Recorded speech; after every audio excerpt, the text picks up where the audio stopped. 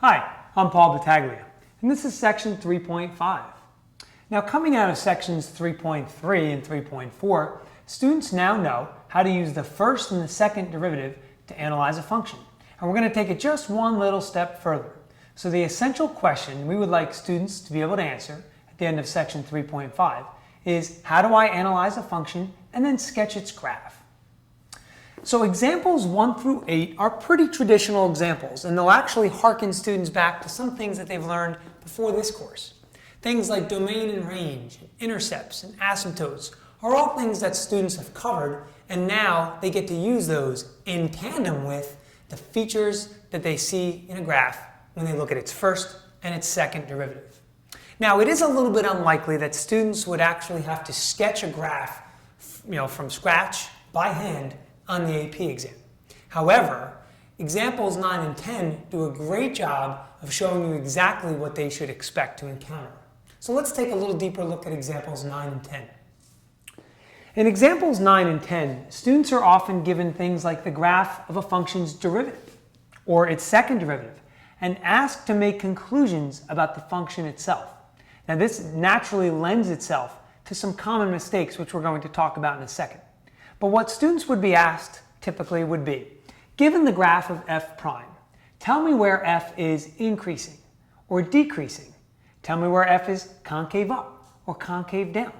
And these are all things that sometimes pose a little bit of a problem. And it's really because the graph is playing tricks on the student's eyes and mind and their connection. So my big emphasis to students is to do this. Justify first and look second. What that means is I'll have my students look at the example I've given them, cover the graph with their hand, and then listen to the question I ask them. So let's go through it. I'd like you guys to tell me where the function f is decreasing and where is it increasing. But before you look for that, I want you to write down on your paper where exactly that would happen. Justify what you're looking for. So what I'm expecting students to do is this. I want them to write on their paper, f is increasing when f prime is greater than 0. F is decreasing when f prime is less than 0. Now, they're not ready to write the actual intervals yet because remember, they have their hand on top of their graph. But when we're ready, I'll say, okay, if we have our justifications, let's look at the actual picture now. Once they do that, students have that aha moment and they say, oh, it's right here. But more importantly, what it does is it precludes them from trying to make an assumption based on what their eyes see instead of analytically thinking about what they're supposed to be looking for.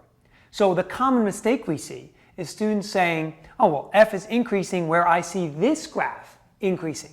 But they forget that the graph they're looking at isn't f, it's f prime, or maybe it's f double prime. So going from that and talking about some other common mistakes, here are some things that you would like to watch out for. If students are looking to justify their answers and look second, as I indicated before, what they might also do is they might look at the graph real quick, take a sneak peek, and say, there's a maximum here, because I see that there's a maximum here.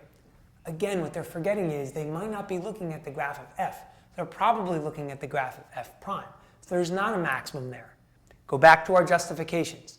There's a maximum on a graph when f prime goes from positive values to negative values. And that's what we're looking for on this graph. All of this goes directly in line with addressing mathematical practice number 4, constructing one representation from another. So here's how I might close the lesson to really give students an idea of if they know what they're really looking for. What I'll do is I'll create an overlay of 3 graphs on one coordinate plane. Now, you can use really any 3 graphs you like. What you want to use is you want to use a function, its derivative, and its second derivative. Now, the students know you're going to be giving them this, but you're not giving them any equations, just the picture. And you're going to ask them this. Can you tell me which one of these graphs is f, which one is f prime, and which one is f double prime? Now, you might have to color code the graphs, or you might have to use dotted lines and solid lines, things of that nature. But if you do this and you get the right responses, it should give you confidence that all of those characteristics came into play and the students are really starting to put these concepts together.